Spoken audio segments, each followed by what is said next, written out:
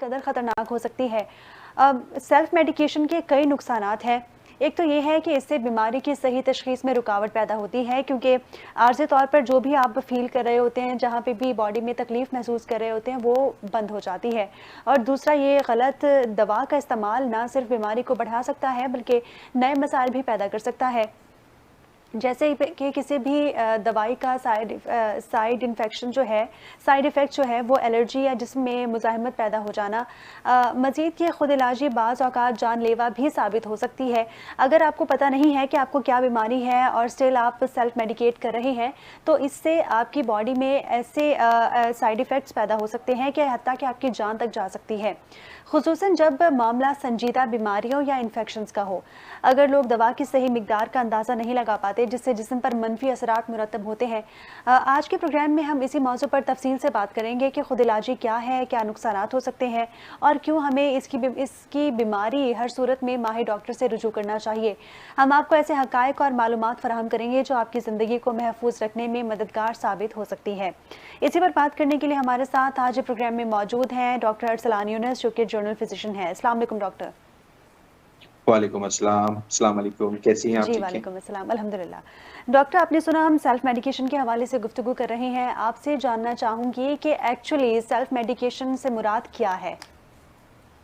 अच्छा देखें, ये एक ग्लोबल प्रॉब्लम है ना। सेल्फ मेडिकेशन का मतलब है कि लोग अपनी बीमारी की खुद ही दवाई लेना अपने लिए तजवीज़ करते हैं और उसका इस्तेमाल कर देते हैं। हमारे माशरे में ये बहुत ज़्यादा कॉमन इस वजह से है कि लोगों को ईज़िली एक्सेस है। आप मेडिकल स्टोर पे जाते हैं, इवन कि मेडिकल स्टोर वाले को कहते हैं कि भई मुझे सर में दर्द हो रहा है, तो वही आपको दवाई निकाल के दे देता है और आप उसको ईज़िली इस्तेमाल कर लेते हैं। ये आजकल मीडिया का दौर है, आप गूगल पे अपनी बीमारी लिखते हैं और खुद ही अपने लिए दवाई तजवीज़ कर लेते हैं या किसी दोस्त के ज़रिए पता चलता है कि हमें दवाई लेनी है। अच्छा, वो इस चीज़ को नहीं समझते कि अगर अब मुझे सर में दर्द हो रहा है तो इसकी क्या वजह है, या अगर मुझे बुखार हो रहा है तो इसकी क्या वजह है। अब आपने नॉर्मल बुखार की दवाई ले ली, उसके नुकसानात जो होंगे वो तो होंगे, लेकिन उसकी सबसे बड़ी प्रॉब्लम ये होती है कि हमें उस बीमारी को डायग्नोज़ करने में और ज़्यादा प्रॉब्लम आ जाती है ना, कि आपको बीमारी हो किस वजह से रही है। अब आपने हुँ। सेल्फ मेडिकेशन ले ली, उसके सिम्पटम्स अलग हो गए, तो वो आपको पता ही नहीं चलेगा कि इसने क्या किया है। अब मेडिसिन आप ले लेते हैं, ठीक है, पेट में दर्द है, पेट के दर्द की दवाई ले ली, उसने जो अपने साइड इफ़ेक्ट जनरेट किए वो तो आपको पता ही नहीं चले। पेट में दर्द किस वजह से था, आपने दवाई किस चीज़ की ले ली, तो उसमें बहुत ज़्यादा प्रॉब्लम आ जाती है कि ना, डायग्नोसिस में भी प्रॉब्लम आती है। फिर जो सेल्फ मेडिकेशन के साइड इफ़ेक्ट जो होते हैं, वो आपकी बॉडी में क्या डेवलप हो रहे होते हैं, वो आपको उस चीज़ का अंदाज़ा नहीं होता। हुँ। वो फिर जब तक उसके सिम्पटम्स आते हैं, पता चला पेशेंट आया है मेरे पास कि अभी पेट में दर्द हो रहा है। क्यों पेट में दर्द हो रहा है? जनाब मैं 2 महीने से घुटने के दर्द की दवाई खा रहा हूँ। अच्छा, अभी घुटने के दर्द की दवाई किसने दी? भई वो मुझे किसी दोस्त ने बताई थी उसकी दवाई। अब वो एनसैड ले रहे हैं, लॉन्ग हुँ। टर्म एनसैड लेने से पेट में दर्द हो रहा है। अब वो आया पेट की दर्द से थी, प्रॉब्लम किस वजह से हुई कि वो मेडिसिन ले रहा था। तो सेल्फ मेडिकेशन से बहुत ज़्यादा हैज़र्ड्स होते हैं, जिसके लिए एक बाय एक-एक करके हमें उसको रूल आउट करना बहुत प्रॉब्लम हो जाता है ट्रीट करने में। तो बेहतर है कि कभी भी किसी को कोई आपको प्रॉब्लम है, तो आप उसके ऑथेंटिक डॉक्टर के पास जाएँ, ताकि वो उसकी तशख़ीस कर सके कि आपको जो प्रॉब्लम है हो क्यों रही है। तो उसमें आपका बेहतर इलाज होगा जिससे आपको फ़ायदा हो सकेगा। सही। डॉक्टर, आप क्या समझते हैं कि आजकल लोग सेल्फ मेडिकेशन की तरफ इतना राग़िब क्यों है? डॉक्टर के मशवरे के बगैर खुद से दवाई लेने पर इतना ईज़िली क्यों माइल होते जा रहे हैं?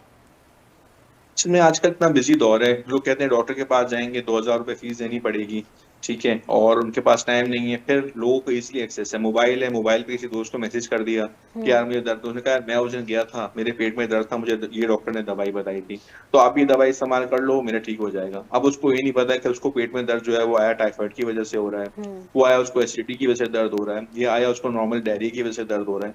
अब वो उसको मेडिसिन फ़ायदा देने के बाद उल्टा नुकसान देगी। तो लोगों को ईज़िली एक्सेस हो गया है, लोगों के पास ईज़िली एक्सेस है, लोगों के पास मोबाइल की टेक्नोलॉजी है, लोग अपने पास मेडिकल स्टोर पर जाके आराम से ईज़िली दवाई ले सकते हैंगे। और फिर लोगों के पास ज़ाहिर-सी बात है थोड़ा-सा फाइनेंस का भी इश्यू है, तो डॉक्टर के पास जाएँगे, जी फीस देनी पड़ेगी, तो लोग उस वजह से भी डॉक्टर के पास नहीं जाते। तो बहुत से फैक्टर्स होते हैं जिस वजह से लोग डॉक्टर के पास नहीं जाते और सेल्फ मेडिकेशन इस्तेमाल करना शुरू कर देते हैं। सही। डॉक्टर, जब वायरल इन्फेक्शन कोई भी फैलता है तो उन दिनों में सेल्फ मेडिकेशन का रुझान बहुत ज़्यादा बढ़ जाता है, यानी कि अगर कोई एक शख्स वायरल इन्फेक्शन से मुतासिर हुआ है तो वो दूसरे को भी वही मेडिसिन बता रहा होता है कि मुझे भी सेम सिम्टम्स थे, तुम भी ये मेडिसिन यूज़ करके देखो। आप क्या समझते हैं, बिल्कुल। उस सूरत में डॉक्टर को दिखाना बहुत ज़्यादा ज़रूरी है, या फिर हम मेडिसिन ही अवॉइड कर दें, या फिर किसी के मशवरे पे कोई भी मेडिसिन लेते रहें? देखिए, सबसे बड़ी प्रॉब्लम ये है ना कि वायरल इन्फेक्शन में हम एंटीबायोटिक प्रिस्क्राइब कर देते हैं। हुँ, अब आपको वायरल इन्फेक्शन हुआ है, उसमें हम एंटीबायोटिक इस्तेमाल कर रहे हैं। एंटीबायोटिक जो है, वो तो बहुत ज़्यादा ऑथेंटिक तरीके से इस्तेमाल की जाती है ना, क्योंकि एंटीबायोटिक अगर आप कंटिन्यू इस्तेमाल करेंगे, उससे रेजिस्टेंस बॉडी में डेवलप हो जाएगी। अब जब रेजिस्टेंस बॉडी में डेवलप हो जाएगी, तो आप फर्स्ट जनरेशन एंटीबायोटिक से जब नेक्स्ट टाइम आपको ज़रूरत पड़ेगी, तो आप सेकंड जनरेशन पे जाएँगे। सेकंड जनरेशन एंटीबायोटिक इस्तेमाल के बाद जब वो third generation, then fourth generation, फिर क्या करेंगे आप? फिर ऐसे हुँ, पेशेंट आप मेजॉरिटी पेशेंट हमारे पास देखें जो आते हैं, जो थर्ड और फोर्थ लाइन जनरेशन से डिस्टेंस होते हैं। मतलब उनको फर्स्ट लाइन जनरेशन से एंटीबायोटिक काम कर रही होती है, लेकिन क्यों? कि उन्होंने सेल्फ मेडिकेशन इस्तेमाल की होती है, किसी से सुन लिया कि अच्छा ये दवाई बहुत अच्छी है, काम कर लो। और डायरेक्ट थर्ड जनरेशन और फोर्थ जनरेशन जो बिल्कुल ही स्पेसिफिकली दवाई होती है लास्ट के, भाई अब ये हमारे पास कोई दवाई काम नहीं कर रही, तो ये दवाई हम इस्तेमाल करेंगे, इससे हमें फ़ायदा होगा। तो चल डायरेक्टली वो थर्ड जनरेशन और फोर्थ जनरेशन की एंटीबायोटिक इस्तेमाल करें। अब हुँ, रिसेंटली एक सर्वे हुआ था हमारे पास, जिसके अंदर हमने देखा कि मेजॉरिटी ऑफ द पेशेंट्स जो थर्ड जनरेशन और फोर्थ जनरेशन की एंटीबायोटिक्स उससे रेजिस्टेंस है। फिर एक तो रेजिस्टेंस प्रॉब्लम कर रहा है, दूसरा प्रॉब्लम ये कर रहा है कि जब आप हैवी डोज की एंटीबायोटिक लेंगे, हाई पावर की एंटीबायोटिक लेंगे, तो उसके साइड इफेक्ट भी उस तरीके से होते हैं। आप उसके सब साइड इफेक्ट्स, आप पेशेंट उससे बीमारी जिसकी वजह से एंटीबायोटिक उसने खाई, भले उसको बीमारी थी या नहीं थी, लेकिन जो उसके साइड इफेक्ट उसने डेवलप किए, वो लॉन्ग टर्म रहेंगे उसकी बॉडी में। और वो लॉन्ग टर्म जब साइड इफेक्ट रहेंगे, तो वो फिर एक और उसके लिए नया प्रॉब्लम खड़ा हो जाएगा कि यार मेरे लिए ये एक और नया प्रॉब्लम में आ गया हूँ। फिर वो उस प्रॉब्लम के लिए प्रिकॉशनरी मेडिकेशन लेगा, तो वो एक विस्कस सर्किल में फँस जाएगा। तो सबसे बड़ी बात ये है कि अगर वायरल इन्फेक्शन आपका चल रहा है, वो अपना एक प्रोड्रॉम होता है, उसका वो साइकिल अपना कंप्लीट करता है और वो खत्म हो जाता है वायरस। उसके लिए ज़्यादातर सिम्प्टोमेटिक आप मेडिकेशन लेते हैं, उसमें बेहतर हो जाता है, या अगर ज़्यादा प्रॉब्लम कर रहा है, तो आप डॉक्टर से रुजू करें। अव्वल तो आपको और कोई भी प्रॉब्लम है, तो आपके पास हर जगह पे डॉक्टर्स अवेलेबल हैं, आप गवर्नमेंट हॉस्पिटल में चले जाएँ, अगर आप अफोर्डेबल इश्यू है, लेकिन प्लीज़ डॉक्टर के पास ज़रूर जाएँ, उसको आप दिखाएँ कि भई मुझे ये प्रॉब्लम। एक हुँ, मिसाल है, आप खाँसी हो रही है आपको, तो खाँसी किस वजह से हो रही है ना, अब आप जाएँगे खाँसी की दवाई, एलर्जी की खाँसी है, आया वो अल्लाह ना करे टीबी की खाँसी है, अल्लाह ना करे आपको कोई ट्यूमर है उसकी वजह से खाँसी हो रही है, आपको कोई फंगल इन्फेक्शन है उसकी वजह से खाँसी हो रही है, हर चीज़ का इलाज अलग होता है। खाँसी का इलाज नहीं होता ना, एक प्रॉब्लम खाँसी हो क्यों रही है आपको? खाँसी जिस वजह से हो रही है, आप उस वजह का इलाज करेंगे तो खाँसी खत्म हो जाएगी। तो इस वजह से हमारे यहाँ ये चीज़ बहुत ज़्यादा उसको अवेयरनेस की ज़रूरत है कि आप कोई भी प्रॉब्लम हो उसमें आप डॉक्टर से रुजू करें, उससे अपनी चीज़ डिस्कस करें और डॉक्टर उस चीज़ को डायग्नोज़ करे कि आपको ये वजह किस वजह से हो रही है, और उस रीज़न का आप इलाज करेंगे, तो फिर जो हुँ। आप मेडिसिन ले रही हैं, वो उसी जगह पे काम करेगी, वो आपको फ़ायदा देगी। यकीनन, यकीनन। डॉक्टर, सेल्फ मेडिकेशन बॉडी के कौन से ऑर्गन को सबसे ज़्यादा मुतासिर करती है? क्योंकि जिस चीज़ के लिए मेडिसिन ले रहे होते हैं, वक़्ती तौर पे उसका ट्रीटमेंट तो हो जाता है। वो पेन किलर का काम कर लेती है, लेकिन दूररस इसके नताइज क्या मुरतब हो सकते हैं बॉडी पे? लेकिन जो भी आप मेडिसिन लेते हैं ना, उसके 2 रूट होते हैं एक्सक्रीट होने के बॉडी से। एक रूट होता है हमारा रीनल, जो किडनी के ज़रिए, पेशाब के ज़रिए दवाई बाहर निकलती है हमारी बॉडी से, हुँ, जब अपना काम कर लेती है, और सेकंडली उसका एक्सक्रीट रूट होता है लिवर, जो सही। कि हमारे स्टूल के ज़रिए फिर उस बॉडी का एक्सक्रीट हो। अब आप कोई ऐसी मेडिसिन, और तीसरी चीज़ होती है, जब आप नॉर्मली पेन किलर वगैरह ले रहे होते हो, तो उससे क्या होता है, आपको एसिडिटी होती है और मैदे में अल्सर बनने का बायस होती है। ये तो एक नॉर्मल। तो सही अब है। आप ये जब इतनी ज़्यादा मेडिकेशन लेंगे आप, जो कि आपके गुर्दे पे और जिगर पे इफ़ेक्ट करेगी, तो वो तो आपको एक प्रॉब्लम जो नहीं भी थी, वो डेवलप कर जाएगी ना। बहुत से मरीज़ ऐसे आते हैं कि जी हमने इतने अरसे जो है ये दवाई इस्तेमाल की, जी ये गुर्दे खराब हो गए। भई गुर्दे खराब क्यों हुए? आपको तो कोई सिम्पटम्स नहीं है। पता हुँ, चला ये मेडिसिन जो थी, वो किसी साहब ने इनको लिख के दी थी, और ये मेडिसिन इस्तेमाल करे, तो उससे गुर्दे खराब हो गए। कुछ मेडिसिन का इफ़ेक्ट जिगर पे होते हैं, उससे जिगर खराब। अब एक बहुत ही नॉर्मल सी मेडिसिन है जो हम बुखार में खाते हैं, अब मैं उसका नाम नहीं ले रहा ना, हर किसी को पता है जी बुखार है तो ये मेडिसिन खा लो। आपको जी, पता जी। है उसकी टॉक्सिसिटी क्या होता है? उससे लिवर डैमेज हो जाता है, लिवर इंजरी होती है। अगर आप उसे डाटा निकालें, तो 1 लाख में से 1 मरीज़ जो होता है, वो उस लिवर की टॉक्सिसिटी से मर जाता है डॉक्टर, उस यहाँ पे मेडिसिन आपको से। इंटरप्ट और करना हम चाहूँगी। आप पैरासिटामॉल या पैनाडोल की बात तो नहीं कर रहे? जी, जी, मैं बिल्कुल उसी का नाम ले रहा हूँ, क्योंकि वो ब्रांड है, मैं उसका नाम नहीं लेना चाह रहा था, लेकिन मैं बिल्कुल उसी की बात कर रहा हूँ। नॉर्मल जी, लोग पैरासिटामोल और पैनाडोल खूब खा रहे होते हैं। लेकिन ठीक। आप देखें ना, उसका कितना साइड इफ़ेक्ट है कि उसको आपने एहतियात से खानी, कि उसकी टॉक्सिसिटी होगी बॉडी में, तो लिवर इंजरी कराएगा वो। ठीक, ठीक। डॉक्टर, हमारे शो में अक्सर कुछ डॉक्टर्स आते हैं और वो यही पैरासिटामॉल, नॉर्मली अगर आपकी बॉडी में बुखार है तो इसको प्रिस्क्राइब कर देते हैं। आप बता रहे हैं कि इससे ये बहुत हार्मफुल हो सकती है, तो क्या पैरासिटामॉल का इस्तेमाल भी डॉक्टर से रुजू करने के बाद ही किया जा सकता है? अगर आर्ज़ी तौर पर सर दर्द है या फिर हमारी नींद पूरी नहीं हुई या कोई भी रीज़न हो, उसमें भी क्या हम पैरासिटामॉल डॉक्टर के मशवरे से ही लें?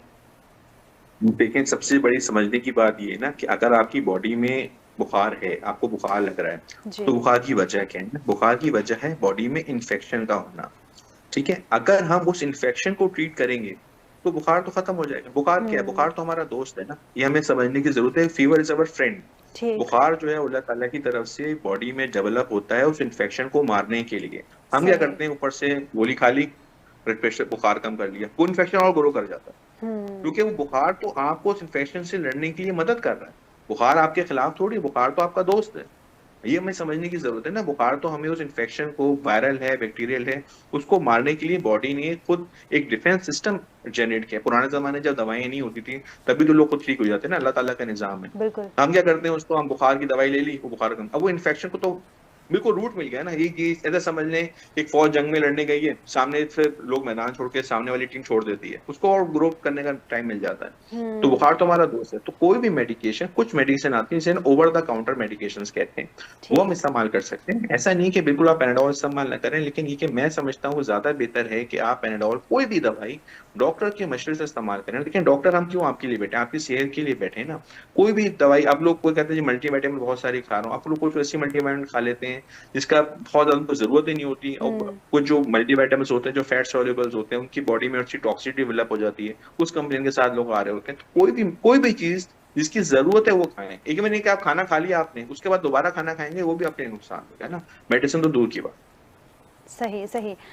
डॉक्टर, कुछ लोगों को मेडिसिन लेने की बगैर किसी वजह यानी कि उनको थोड़ी सी अगर बॉडी में तकलीफ होती है तो वो फ़ौरन मेडिसिन का इंटेक अपनी बॉडी में बढ़ा देते हैं, और कुछ लोग डेली बेसिस पे भी बहुत सारी मेडिसिन ले रहे होते हैं। उनको बेसिकली एक आदत डेवलप हो जाती है डेली लाइफ में कि अगर हाँ मुझे थोड़ा सा प्रॉब्लम है, थोड़ा सा सर दर्द है, तो कोई ना कोई मेडिसिन लेनी है।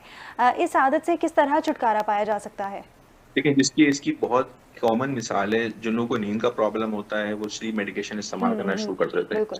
ठीक है, अब वो क्या होता है, जब आप जिस चीज पे डिपेंडेंट हो जाते हैं ना, तो फिर बॉडी भी उस चीज पे डिपेंडेंट हो जाती है। अगर आप एक दिन 2 दिन, अब एक नॉर्मल पर्सन है ना, उसे कहूंगा यार ये 2 दवाई खाओ और तुम स्लीप के लिए ना मेडिकेशन ले लो, आप यकीन करें वो नॉर्मल पर्सन था, अगर उसने एक हफ्ते में दवाई लेगा वो सोने के लिए अपनी दवाई, तो वो उसकी फिर डिपेंडेंट हो जाएगा। बॉडी को उस चीज की जरूरत हो जाएगी कि अब मैं इसी चीज पे मुझे मिलेगी तो मुझे नींद आएगी, वरना नहीं आएगी। अब वरना लोग नहीं क्या आएगी। होता है, उसके हैबिचुअल हो जाते हैं, कुछ लोगों की आदत बन जाती है कि अब ये दवाई खाएंगे तो मैं, ये ज्यादा प्रॉब्लम होता है साइकोलॉजिकल ना, कि हाँ ये दवाई मैंने खा ली ना, अब मेरी तबीयत ठीक है, ये हम्म। मैंने दवाई खा ली अब मेरी इससे तबीयत ठीक हो, हालांकि उससे दवाई से रिलेटेड कुछ नहीं होता।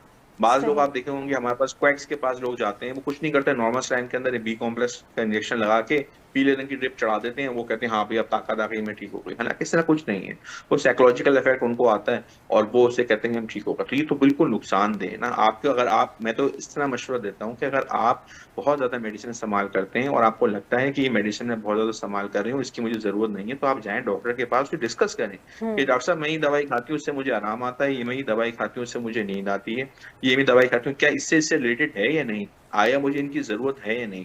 क्योंकि आप उससे डिपेंडेंट हो गए, और उसका सबसे बड़ा नुकसान ये होता है कि आपने आज आप एक नींद की गोली खा के सो रहे हैं, डेफिनेटली 2 साल के बाद उस एक की नींद की गोली से आपको नींद नहीं आएगी, आप 2 कर देंगे, 3 कर देंगे। मैंने ऐसे भी मरीज देखे जो 10-10 नींद की गोलियां खाते हैं, कहते हैं डॉक्टर साहब में नींद नहीं आती। क्यों?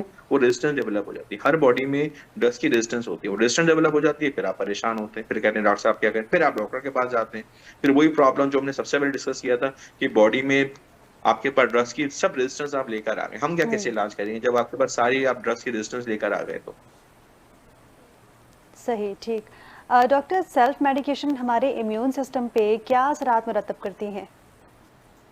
सबसे ज्यादा हमारे इम्यून सिस्टम को डैमेज करती है ना, क्योंकि हमारा इम्यून सिस्टम, जैसे मैंने पहले बताया था, कि वो हमारे बॉडी में एक डिफेंस सिस्टम होता है। बिल्कुल। मतलब कोई भी बीमारी हमारे यहाँ आती है, अंदर बॉडी में आती है, तो सबसे पहले इम्यून सिस्टम उसको उसको किल करने के लिए सबसे पहले खड़ा होता है। जिसलिए जैसे हम वैक्सीन करते हैं, आजकल पोलियो वैक्सीन हम लगवा रहे हैं बच्चों को, यहाँ पे हम चाह रहे हैं पोलियो पाकिस्तान से खत्म हो जाए, इंशाल्लाह खत्म भी हो जाएगा। बिल्कुल उसमें क्या करते इंशाल्लाह। हैं ना, वो अपने इम्यून सिस्टम को बूस्ट करते हैं। हम उसके लिए उसके अंदर हम इम्यून सिस्टम बूस्ट करते हैं कि अगर पोलियो का वायरस आएगा तो पहले से उसके खिलाफ एंटीबॉडीज हमारी बॉडी के अंदर मौजूद होंगी, ताकि उसको हम किल कर सकेंगे। अब आप इतनी ज्यादा जब सेल्फ मेडिकेशन लेते हैं, इम्यून सिस्टम बिल्कुल खत्म है, उसको आप काम करने का मौका ही नहीं दे रहे। जब आप काम करने का मौका नहीं दे रहे तो वो आपका कमजोर पे कमजोर हो जाएगा, फिर आप क्या होगा, इम्यूनो कम्प्रोमाइज हो जाएंगे। इम्यूनो कम्प्रोमाइज पेशेंट कौन से होते हैं? जैसे कि जिनको ज्यादा डायबिटीज हो, HIV हो, हम्म। तो आप ऑटोमेटिकली जब इतना सेल्फ मेडिकेशन देंगे आपका इम्यून सिस्टम वीक हो जाएगा, और फिर क्या होगा, छोटी से छोटी बीमारी भी आपको फौरन ऐड करेगी और उससे रेजिस्टेंस आपकी बॉडी में कम हो जाएगी। ठीक ठीक। डॉक्टर, सेल्फ मेडिकेशन के हवाले से गुफ्तगू का सिलसिला जारी रहेगा। नाज़रीन, हम लोग सेल्फ मेडिकेशन के हवाले से गुफ्तगू कर रहे हैं कि ये किस तरह आपकी बॉडी पे असरअंदाज होती है, आपके किस किस ऑर्गन को सबसे ज़्यादा डैमेज करती है। तो गुफ्तगू का सिलसिला जारी रहेगा। हाजिर होंगे एक ब्रेक के बाद।